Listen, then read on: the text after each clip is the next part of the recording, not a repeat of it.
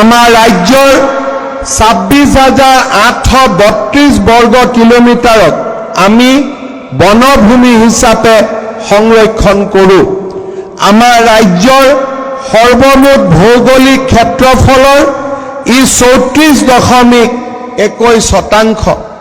বনাঞ্চলৰ উপৰিও 7খন ৰাষ্ট্ৰীয় উদ্যান আৰু 17খন ৱাইল্ড লাইফ চেঞ্চুৰীৰে অসমৰ বনাঞ্চল, বন্যপ্ৰাণী আৰু জৈৱ বৈচিত্ৰ্যৰ এক ভৰপূৰ অপৰিসীম প্ৰাকৃতিক সম্পদেৰে পৰিপূৰ্ণ।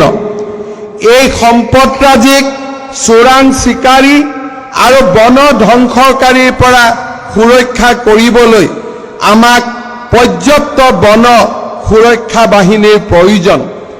1984 চনত প্ৰথম অসমত অসম বন সুৰক্ষা বাহিনী গঠন কৰা হৈছিল। দ্বিতীয় বন সুৰক্ষা বাহিনী 2009 চনত গঠন কৰা হৈছিল আৰু আমাৰ চৰকাৰৰ কাৰ্যকালত আমি এইবাৰ তৃতীয় বন সুৰক্ষা বাহিনী গঠন কৰিবলৈ সক্ষম হৈছোঁ। আমাৰ অসমৰ বনাঞ্চলসমূহ অত্যন্ত বেছিকৈ আন্তঃৰাজ্যিক সীমাত অৱস্থিত। অৰুণাচল, মেঘালয়, মিজোৰাম, নাগালেণ্ড এই আন্তঃৰাজ্যিক সীমান্তত আৰু আমাৰ স্পৰ্শকাতৰ অঞ্চলসমূহত আমাৰ বনভূমিসমূহে বিৰাজ কৰে। ওচৰ চুবুৰীয়া ৰাজ্যৰ লগত থকা সীমা সমস্যা আৰু এই সীমা সমস্যাৰ আলম লৈ বন সম্পদ ধ্বংসৰ বাবে সদায় আগ্ৰহী হৈ থকা এছাম লোকৰ বিৰুদ্ধে আমাৰ বন সুৰক্ষা বাহিনীৰ জোৱানসকল এক নিষ্ঠাবান প্ৰহৰীৰ দৰে কাম কৰিব লাগিব। কাৰণ যদি বন সম্পদক আমি ৰক্ষা কৰিব নোৱাৰোঁ, তেতিয়াহ'লে মানৱ জাতিৰ ভৱিষ্যত সম্পূৰ্ণভাৱে ভয়াৱহ আৰু বিপদজনক হৈ পৰিব। আমাৰ ভৱিষ্যত আমি নিজে অংকন কৰিম। আমাৰ ভৱিষ্যত টকা পইচাই অংকন নকৰে।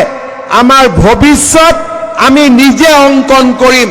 তেনে একচাম সাহসী আৰু শক্তিশালী যুৱকে আজি অসম পুলিচত নিযুক্তিৰ বাবে প্ৰযত্ন কৰি আছে।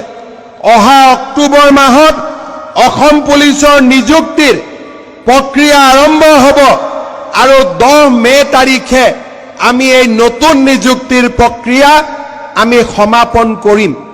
তাৰ লগে লগে মই ইতিমধ্যে বনমন্ত্ৰী চন্দ্ৰমোহন পাটোৱাৰী ডাঙৰীয়াক কৈছোঁ যে আজি আমি 940 গৰাকী নৱনিযুক্ত ফৰেষ্ট গাৰ্ডৰ আজি আমি ইয়াতে পাছিং আউট পেৰেডত উপস্থিত আছোঁ।